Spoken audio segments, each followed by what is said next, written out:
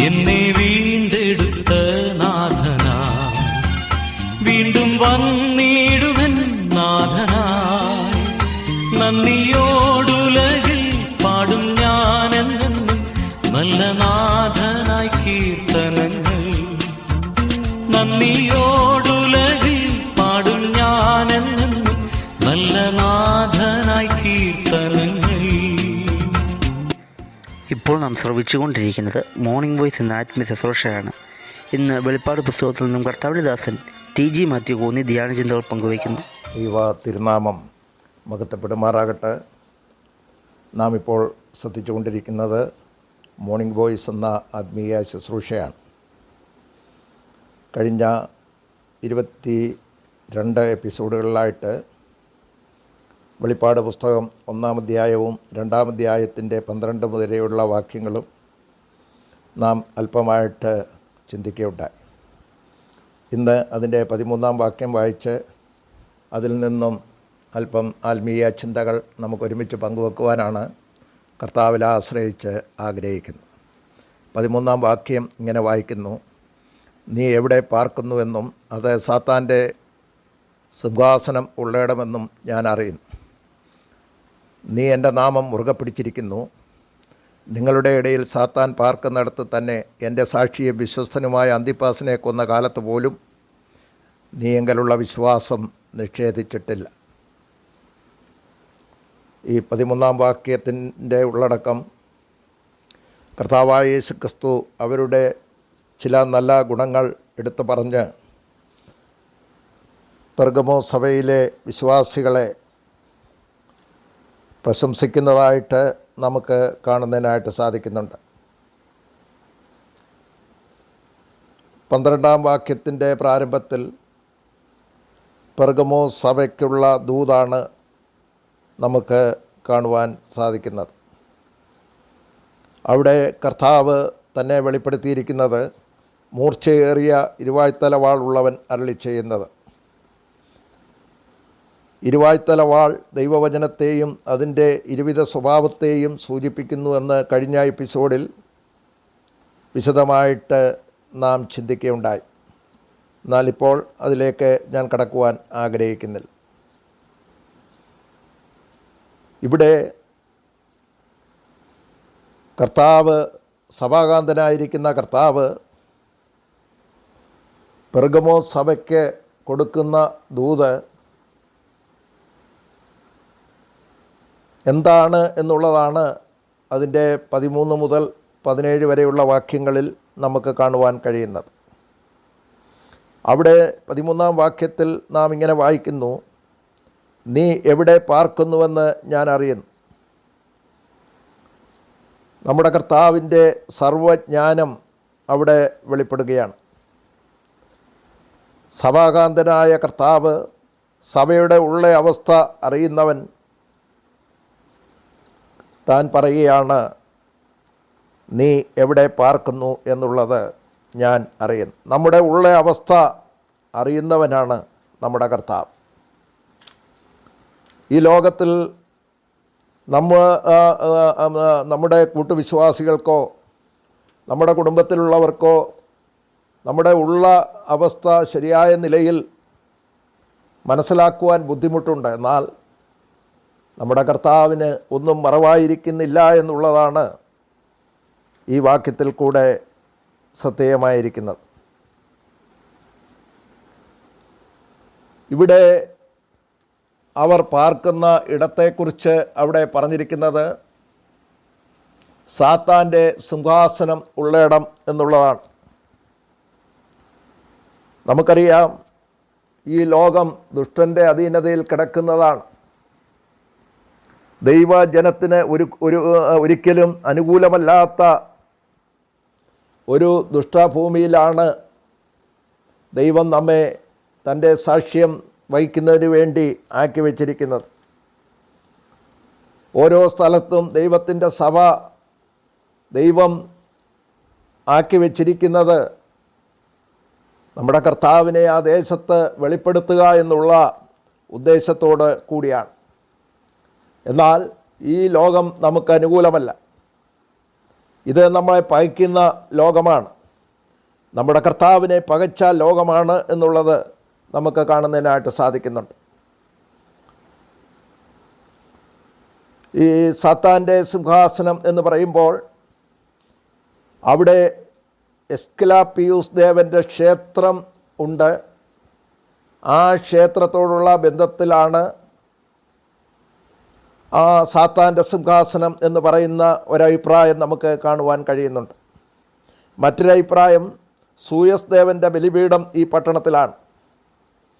അതിനെ കുറിക്കുന്നതാണ് വേറൊരഭിപ്രായം നമുക്ക് ആ നിലയിൽ മനസ്സിലാക്കുവാൻ കഴിയുന്നത്. അഭിപ്രായം എന്തായിരുന്നാലും ദൈവജനത്തെ സംബന്ധിച്ച് ഈ ലോകം ഒരിക്കലും അവന് അനുകൂലമല്ല. പെർഗമോ സഭ ഇങ്ങനെയുള്ള ദുഷ്ടശക്തികളുടെ നടുവിൽ പീഡനത്തിൽ കൂടെ പോയിക്കൊണ്ടിരിക്കുന്ന ഒരു കാലഘട്ടമാണ് എന്നുള്ളത് നമുക്ക് കാണുവാൻ കഴിയുന്നുണ്ട്.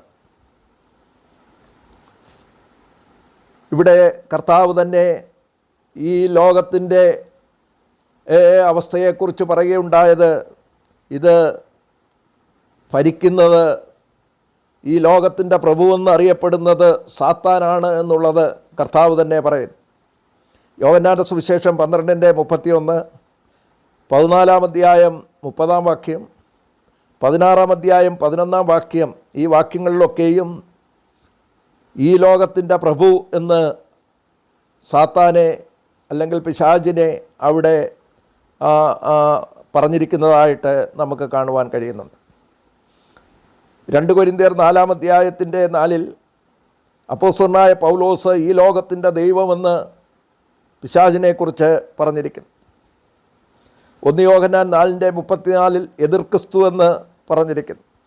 1 യോഹന്നാൻ 5:19 സർവ്വലോകവും ദുഷ്ടൻ്റെ അധീനതയിൽ കിടക്കുന്നു എന്നുള്ളതാണ് രേഖപ്പെടുത്തിയിരിക്കുന്നത്. അങ്ങനെ വേണ്ട വിവിധ നിലകളിൽ നമുക്ക് ദൈവമക്കൾക്ക് അനുകൂലമല്ലാത്ത ഒരു ലോകത്തിലാണ് നാം ആയിരിക്കുന്നത്. അങ്ങനെയുള്ള ഒരു ലോകത്തിലാണ് തൻ്റെ സാക്ഷ്യം നിലനിർത്തുന്നതിന് വേണ്ടി തൻ്റെ സഭയെ കർത്താവ് ആക്കി വച്ചിരിക്കുന്നത്. ഈ അനുകൂലമല്ലാത്ത ഈ സാഹചര്യത്തിൽ പാർക്കുമ്പോഴും പെർഗമോസ് സഭയുടെ ഗുണവിശേഷങ്ങൾ അവിടെ എടുത്ത് പറഞ്ഞ് അവരെ പ്രശംസിക്കുന്നതായിട്ട് നമുക്ക് കാണുവാൻ കഴിയുന്നുണ്ട്.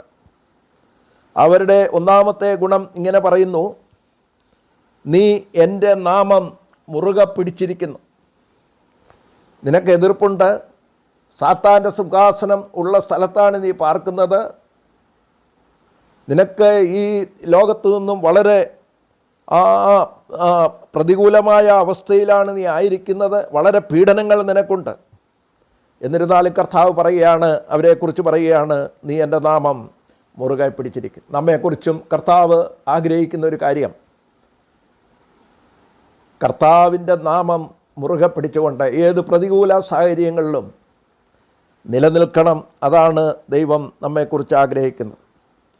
ശക്തമായ സാത്താന്യ സമ്മർദ്ദനത്തിലും അവർ കർത്താവിൻ്റെ നാമം മുറുകെ പിടിച്ചു.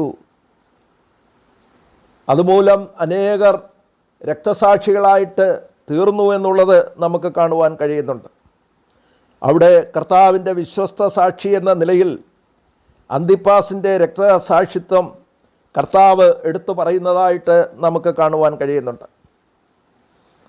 ഇദ്ദേഹത്തിൻ്റെ മരണത്തെക്കുറിച്ച് തെർത്തുല്യൻ രേഖപ്പെടുത്തിയിരിക്കുന്നത്, ഒരു താമ്രം കൊണ്ടുണ്ടാക്കിയ ഒരു കാളയുടെ ഉള്ളിലിട്ട് തീ കൊടുത്ത് അദ്ദേഹത്തെ സാവധാനത്തിൽ ചുട്ടുകൊന്നതായിട്ടാണ് ചരിത്രം നമ്മെ ഓർപ്പിക്കുന്നത്.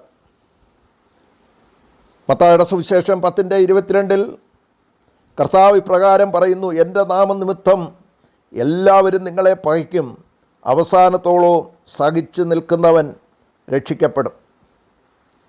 കർത്താവിനെ പകച്ച ലോകമാണിത്. കർത്താവിൻ്റെ ശിഷ്യന്മാരെയും ആ ലോകം പകയ്ക്കും. അവർക്കും ഈ ലോകം അനുകൂലമല്ല. ഈ അനുകൂലമല്ല സാഹചര്യത്തിലും കർത്താവ് പറയുകയാണ്, നീ എൻ്റെ നാമം മുറുകെ പിടിച്ചിരിക്കുന്നു. രണ്ടാമത് അവിടെ നമുക്ക് കാണുവാൻ കഴിയുന്നത്, നീ എങ്കിലുള്ള വിശ്വാസം നിഷേധിച്ചിട്ടില്ല. ഈ പെർഗമോസ് സഭ മരണഭയത്തിൻ്റെ സമ്മർദ്ദത്തിൽ ആയിരിക്കുമ്പോഴും അവരുടെ വിശ്വാസം അവർ തള്ളിക്കളഞ്ഞില്ല. കർത്താവ് അവരെക്കുറിച്ച് പ്രശംസിക്കുകയാണ്. പ്രിയപ്പെട്ടവരെ, ഇന്നും ലോകത്തിൽ ദൈവജനത്തിന് വളരെ പ്രതിസന്ധികൾ, പ്രശ്നങ്ങൾ, പീഡനങ്ങൾ നേരിട്ടുകൊണ്ടിരിക്കുന്നു. എന്നാൽ അതിൻ്റെ മധ്യത്തിലും കർത്താവിൻ്റെ നാമത്തെ മുറുകെ പിടിക്കുകയും കർത്താവിലുള്ള വിശ്വാസം നിഷേധിച്ച് തള്ളിക്കളയാതെ അതിനെ മുറുകെ പിടിക്കുകയും ചെയ്യണം. അതാണ് ദൈവം നമ്മളെക്കുറിച്ച് ആഗ്രഹിക്കുന്നത്. കർത്താവ് പറഞ്ഞു, ഞാനോ ലോകാവസാനത്തോളവും എല്ലാ നാളും നിങ്ങളോട് കൂടെയുണ്ട്. നമ്മെ ഏകരായിട്ട് വിട്ടേച്ച് പോകുന്ന കർത്താവല്ല, നമ്മെ തള്ളിക്കളയുന്ന കർത്താവല്ല. നമ്മുടെ പ്രശ്നങ്ങളുടെ നടുവിൽ, നമ്മുടെ പ്രതികൂല സാഹചര്യങ്ങളിൽ നമ്മെ സഹായിപ്പാൻ നമ്മോട് കൂടെയുള്ള കർത്താവാണ്. കർത്താവ് പറഞ്ഞു, ഈ ലോകത്തിൽ നിങ്ങൾക്ക് കഷ്ടമുണ്ട് എങ്കിലും ഞാൻ ലോകത്തെ ജയിച്ചിരിക്കുന്നു. പ്രിയപ്പെട്ടവരെ, നമുക്കൊരു ജയമുണ്ട്. ഈ ലോകത്തിൽ പീഡനമുണ്ടെങ്കിലും പ്രശ്നങ്ങളുണ്ടെങ്കിലും കർത്താവിൻ്റെ നാമം മുറുകെ പിടിക്കുവാനും കർത്താവിലുള്ള വിശ്വാസം തള്ളിക്കളയാതെ മുറുകെ പിടിച്ചുകൊണ്ട് ജീവിപ്പാൻ ദൈവം നമ്മെയും സഹായിക്കട്ടെ. ദൈവനാമം മഹത്വപ്പെടുമാറാകട്ടെ. ആമേൻ.